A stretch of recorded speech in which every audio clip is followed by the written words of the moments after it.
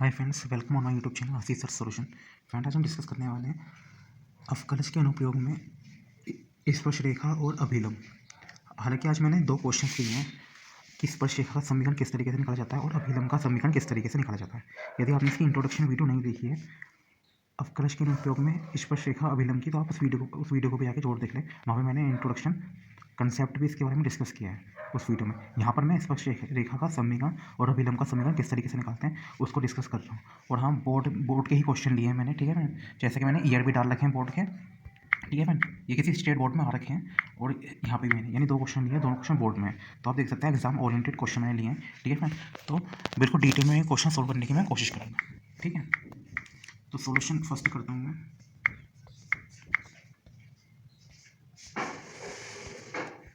तो solution first क्या है, y square is equal to 4x।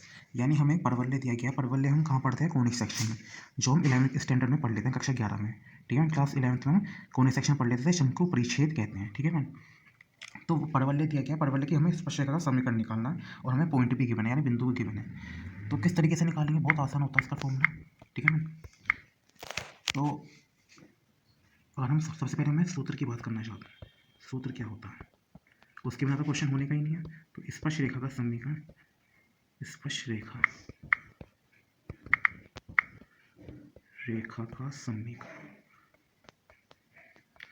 स्पर्श रेखा का जो समीकरण होता है वो होता है वाई वन, ठीक है, d y upon d x minus x one होता है। ये नॉर्मली फॉर्मूला सब बच्चों को याद भी रहता है, ठीक है मैम। हाँ, यहाँ पर x1 नीचे ब्रैकेट में y1 भी लिखे रहते हैं, क्योंकि पॉइंट हमें क्वेश्चन में गिवन रहती हैं। और हाँ, या हम इसे इस तरीके से भी लिख लेते हैं, कई बार या भी लिख रहा हूँ मैं, ठीक है मैम। मतलब y माइनस वाई, मतलब इसका लिखने का दूसरा रूप है ये। दूसरे तरीके, अगर हमें दूसरा तरीका चाहिए ना सूत्र को लिखने का, तो वो ये होगा, ठीक है। और यहाँ पर d y upon d x होता क्या है, और एम क्या होता है? एम प्रवणता होती है, ठीक है। ग्रेडियंट कहते हैं इंग्लिश में, प्रवणता होती है, स्पर्शरेखा की प्रवणता होती है, ठीक है। तो पहले तो सूत्र मैंने आपको बता दिया। हमें क्वेश्चन में y square is equal to 4x दिया गया है। अभी मैंने क्वेश्चन रीड कराई था आपके सामने, ठीक है। तो Y is equal to 4x दिया है। तो यहाँ ऐसे क्वेश्चन को हम सोल्व करने के लिए स्पर्शरेखा का समीकरण चाहिए। तो मैं एक्स के सापेक्ष सबसे पहले अवकलन करूँगा, मैं एक्स के सापेक्ष अवकलन करूँगा। तो ये क्या हो जाएगा? डी वाई, वैसे मैं, चलो मैं डायरेक्ट ही कर देता हूँ, ठीक है फ्रेंड। मैं direct 2y d y upon d x, या मान लो कुछ स्टूडेंट को अगर समझ में नहीं आया फिर ये भी दिक्कत है, ठीक है। तो मैं थ्योरी लिखनी है, सीधा सोल्यूशन पे आता हूँ मैं। D upon D 4 D upon d x, ठीक है, 2y, ठीक है। अब देखो, अगर यहाँ पे ऐसे होता सपोज, कई बच्चों को तो ये बात समझ में आती नहीं है, मैं उनको नहीं बताता हूँ ये। मान लो ऐसी होती कंडीशन, तो सीधा 2y आ जाता, सीधा 2y आ जाता, ठीक है। तब ना हम दोबारा डी वाई डी एक्स लिखते हैं। ये बात आपको पता होनी चाहिए, ठीक है। अगर आप 12th स्टैंडर्ड में पहली बार बोर्ड तो एक ही बार देना चाहिए, पहली बार में पास करना चाहिए, ठीक है। मैं स्टूडेंट के लिए बता रहा हूँ। तो तब तो डी सीधा 2y आता। अब यहाँ पे 2y के साथ d y upon d x में लिखा गया, यानी यहाँ पर नीचे जो है ना, नीचे मतलब यहाँ पे x है, तो हमें d y upon d x को लिखना पड़ेगा, ठीक है फ्रेंड। ये डीएसएन होता है, कंसेप्ट क्लियर होना चाहिए स्टूडेंट का। और मुझे यदि नीचे वाई स्क्वायर होता, ठीक है फ्रेंड, कोई ये होता है ना किसके रिस्पेक्ट में डिफरेंशिएशन करना है, ये बात तो आपको पता होनी चाहिए। अब यहाँ पे तो हम एक्स के रिस्पेक्ट में डिफरेंशिएशन कर रहे हैं, यहाँ भी एक्स है, यहाँ भी एक्स है, तो यहाँ तो सिंपली वहाँ पे क्या हो जाएगा? 1 हो जाएगा, ओनली 4 बचेगा। लेकिन यहाँ पर तो x है ना, तो यहाँ पे 2y के साथ d y upon d x भी आपको लिखना पड़ेगा। हो, यहाँ अगर ये वाली कंडीशन होती, ये वाली कंडीशन, तब तो सीधा हम 2y लिखते थे, ठीक है। तो ये बात मुझे आपको बतानी थी। जब आप वीडियो देख रहे हैं तो पूरा कंप्लीट नॉलेज लीजिए, ठीक है, और वही यहाँ पे काम भी आएगी। चलो क्वेश्चन को मैं पूरा सॉल्व करता हूँ। यहाँ पे क्या हो जाएगा? 4 ही आएगा, ठीक है। यहाँ पे क्या हो जाएगा? 4 ही आ जाएगा। तो d y upon d x, 4 के नीचे ले गया मैं 2y को, ठीक है। मैं क्वेश्चन थोड़ा स्लोली बता दूँ, लेकिन मैं कोशिश करता हूँ कि आपको डिटेल में ही चीज़ें बताए दूँ। 2 यानी 2 अपॉन वाई आ गया, ठीक है। अब हमें x1 की वैल्यू कितनी है? 1, एंड y1 की वैल्यू कितनी है? 2। ये 1 अपॉन 2 ही तो पॉइंट दिया था क्वेश्चन में, यानी मुझे d y upon d x चाहिए। x1 y1, ठीक है फ्रेंड, क्योंकि x1 y1 यही तो होता है। और मैं यहाँ पर सीधा पॉइंट भी लगा सकता हूँ 1/2, तो यहाँ पे क्या हो जाएगा 2।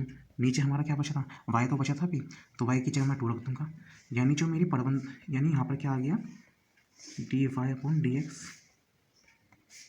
1/2 पर कितनी आई है 1 आई है, यानी m = 1 आया है, या डी वाई चाहे ये कह लो चाहे ये कह लो, यानी 1 आया है, ठीक है फ्रेंड। अब इसी के अकॉर्डिंग हम फॉर्मूला लगा देंगे, ठीक है फ्रेंड। ये x1 कहाँ रखना है, ये y1 कहाँ रखना है, ये भी मैं आपको बता देता हूँ। y1 की जगह यहाँ पर आएगा 2, x1 की जगह यहाँ पे आएगा 1, बस अब क्या रह गया, और dy/dx की जगह आएगा 1 जो मैंने अभी निकाला है, बस ये आपको पता होना चाहिए, ठीक है। तो y - 1 dy/dx की वैल्यू अभी कितनी आई है 1, और x की y नहीं 2, क्योंकि यहाँ पे तो y1 की वैल्यू 2 है ना, तो मुझे यहाँ 2 रखना पड़ेगा, x यहाँ पे मैं 1 रखूँगा। बस अब इसे सरल करना है, सरल मतलब सोल्व करना है, यानी x - 1, ठीक है फ्रेंड। अगर मैं फाइनल आंसर दूँ तो इसको मैं इधर ले जाता हूँ, x - y + 2 - 1 x - y plus का 1 = 0 मेरा एकदम करेक्ट सोल्यूशन आना चाहिए, ठीक है। तो x - y + 1, तो इस पर रेखा का समीकरण क्या है, ठीक है। इस पर तो मैंने पहला क्वेश्चन पूरा सोल्व कर दिया है, एक एक चीज़ मैंने आपको बताने की कोशिश करी, ठीक है। यदि फ्रेंड सच में दिल से वीडियो अच्छी लग रही है, आपको समझ में आ रही है, तो लाइक जरूर करें, ठीक है। इस पर रेखा का समीकरण क्या हो जाएगा फ्रेंड, यही तो हो जाएगा x - y + 1 = 0। तो पहला क्वेश्चन यहाँ पे संपन्न होता है, ठीक है फ्रेंड। दूसरा क्वेश्चन है अभिलंब का समीकरण निकालना, आप देखते हैं कितना टाइम लगता है उसमें, ठीक है फ्रेंड। उस यानी अब लिखूंगा मैं सोल्यूशन नंबर 2, एक बार मैं रीड कर देता हूँ, देन फिर मैं जल्दी जल्दी उसे सॉल्व करता हूँ। यानी हमें सबसे पहले तो मैं ये लिखता हूँ x² - 3x = y², जिससे मुझे बार बार, ठीक है, यानी यहाँ पर लिखता हूँ 3x = y², ठीक है फ्रेंड। एक बार रिकन्फर्म कर लेता हूँ, x² - 3x = y², ठीक है। तो इसका मुझे अभिलंब का समीकरण चाहिए, इस बार बिंदु है 2√2, बस 3 बार, हालांकि बोर्ड में और टाइम भी आया होगा ये, लेकिन मुझे तो, ठीक है फ्रेंड, कहीं पे स्टेट बोर्ड में ये इस ईयर में तो आया था, ठीक है फ्रेंड। तो बस 2√2 इसके पॉइंट्स क्या दे रखे हैं 2√2, बस अभिलंब का समीकरण निकालना है। सबसे पहले फिर से कोई मुझे सूत्र आपको बताना पड़ेगा, अभिलंब का समीकरण किस तरीके से निकालते हैं, देन फिर मैं सवाल को सोल्व कर दूँगा। यानी y - y1 होता है, ठीक है फ्रेंड, फिर dy/dx आता है, लेकिन इसमें क्या होता है dy/dx, ये फॉर्मूला थोड़ा सा अलग होता है, थोड़ा सा अलग होता है, ठीक है। तो ये बात का विशेष तौर पे ध्यान रखें, कई सवाल आप गलत करते हो। अभिलंब का समीकरण, स्पर्श रेखा समीकरण थोड़ा वो वैसे होता तो समान ही है, लेकिन थोड़ी सी इसमें कंडीशन अलग होती है। कौन सी कंडीशन अलग होती है, मैं अलग, ये वाली कंडीशन इसमें अलग हो जाती है, तो अपना सवाल गलत ना करें, ठीक है। तो फ्रेंड हम इस फॉर्मूले को अप्लाई कर देते हैं, ठीक है फ्रेंड। तो फॉर्मूला तो हमने लिख लिया, थोड़ा सा कलर चेंज करता हूँ, पिंक से सोल्यूशन करता हूँ, ठीक है फ्रेंड। तो फॉर्मूला लिखने के बाद अभिलंब का समीकरण, अभी आपने फॉर्मूला देख लिया। तो फ्रेंड अब मैं क्या करता हूँ, सीधा सबसे पहले तो मैं dy/dx निकालता हूँ, ठीक है फ्रेंड। उसके बिना तो सबसे पहले हमारा काम यही होता है कि हम dy/dx निकालें, ठीक है फ्रेंड।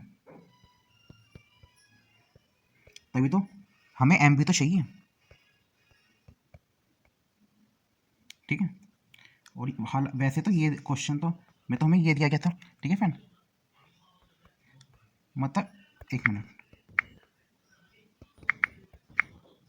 ऐसे था, लेकिन मैंने इसको पहले लिख दिया और इसे बाद में लिख दिया, इससे कोई दिक्कत होती नहीं है, ठीक है फ्रेंड। कहीं आप सोचो कि फर्स्ट पे तो वो लिखा हुआ, ठीक है। तो ये हो जाएगा फिर से 2y dy/dx, ठीक है फ्रेंड। अभी मैंने इसका रीज़न बताया था 2y क्यों आया, ठीक है फ्रेंड। तो 2x - 3, तो dy/dx, एकदम क्लियर लिख रहा हूँ मैं एकदम, जिससे आपको कोई दिक्कत ना हो समझने में, ठीक है फ्रेंड। तो ये आ गया अभी। अब जो हमें पॉइंट्स दिए गए थे, पॉइंट्स क्या थे उस क्वेश्चन में 2√2, भाई ये तो थे 2√2, यही मैंने क्वेश्चन रीड किया था, ठीक है फ्रेंड। तो dy/dx होगा, ठीक है फ्रेंड। अगर हम 2√2 करें, इस बार तो हमें x y दोनों के पॉइंट्स रखने चाहिए, ठीक है फ्रेंड। एक मिनट फ्रेंड, क्वेश्चन में याद आया, हाँ एक्स क्यूब था ना क्वेश्चन में, तो क्वेश्चन में एक्स क्यूब माइनस 3x हो गया इजिकल टू वाई स्क्वायर, ठीक है फ्रेंड। तो ये थोड़ा सा डिफरेंशियल गलत हो गया फ्रेंड कि 3x स्क्वायर हो जाएगा, ठीक है फ्रेंड।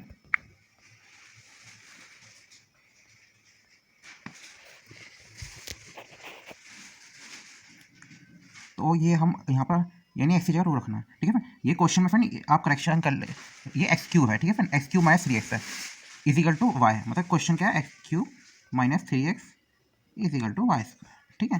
तो ये मैंने आपको बता दिया, बस अब मैं जल्दी से सोल्यूशन करता हूँ इसका। तो यहाँ पर हम क्या रखेंगे, ये 4 हो जाएगा, ये 6 हो जाएगा, ठीक है फ्रेंड। वो 3 और 2, ये 6 हो जाएगा, और क्या है 2 यहाँ पर तो -3 रहेगा, क्योंकि ये एक्स तो हट जाएगा, 2 × 2√2, तो ये हो जाएगा 16 - 3, 16 - 3 12 - 3 2√2। तो ये हमने dy/ds लिख दिया, ठीक है। तो y - y1 यानी कितना आएगा फ्रेंड, y - y1 कितना आएगा, √2, और ये आएगा 9 2/√2, 1/m होता है माइनस का, और x - 2 आएगा, ठीक है फ्रेंड। सीधा मैंने अप्लाई कर दिया फॉर्मूला, कुछ नहीं किया, ठीक है फ्रेंड। अब क्या है, अब मुझे बस इसे सोल्व करने का ही काम रह गया है, तो मैं इसे सोल्व कर देता हूँ जल्दी से, और आपको आंसर निकाल के इसका दिखा देता हूँ। इसको मैं ऐसे लिख सकता हूँ, ठीक है,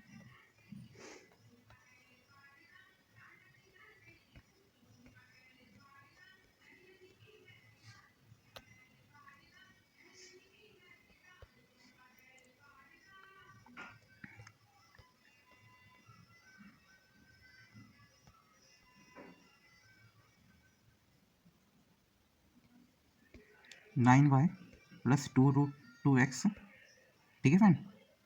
ये -9√2 है, ये -4√2 हो जाएगा इक्वल टू 0। तो फाइनल आंसर क्या आएगा फ्रेंड, फाइनल आंसर देखो कितनी जल्दी आ गया हमारा फाइनल आंसर। तो ना एक्स को वैसे पहले, एक्स को पहले ही अच्छा लगता है, कहीं भी आप आंसर लिखो तो सोचें एक्स की टर्म को पहले लिखें, 2√2x 9y, और पीछे क्या था 9 और 4 ऐड हो जाएंगे 13, यानी -13√2, 13√2। तो ये रिक्वायर्ड अभिलंब का समीकरण है, ठीक है फ्रेंड। अभिलंब का समीकरण क्या है, 2√2x + 9y - 13√2, ये सर करेक्ट सोल्यूशन। तो फ्रेंड आज मैंने 2 क्वेश्चन दिए, इसमें मैंने आपको स्पष्ट रेखा का समीकरण निकालना किस तरीके से निकालते हैं, और अभिलंब का समीकरण किस तरीके से निकालते हैं विद फॉर्मूला, ठीक है। फॉर्मूले मैंने दोनों के लिखे हैं। तो फ्रेंड वीडियो कैसे लगी आप जरूर बताएं, और हाँ पहली वाली वीडियो जरूर देख लेना, उसमें मैंने इसका कंसेप्ट बताया स्पर्श रेखा और अभिलंब का, अभिलंब क्या होता है, स्पर्श रेखा क्या होती है, ठीक है। देन उसमें मैंने कुछ क्वेश्चन भी लिए हैं, आप उस वीडियो को भी जाकर देख लें। तो यहाँ पे मैंने 2 क्वेश्चन लिए थे, ठीक है फ्रेंड, और दोनों क्वेश्चन बोर्ड में आए हुए थे, ठीक है फ्रेंड। तो इसमें मैंने अभिलंब का समीकरण निकालना सिखाया आपको, और स्पर्श रेखा का समीकरण, ठीक है फ्रेंड। वीडियो देखने के लिए आपका बहुत बहुत शुक्रिया।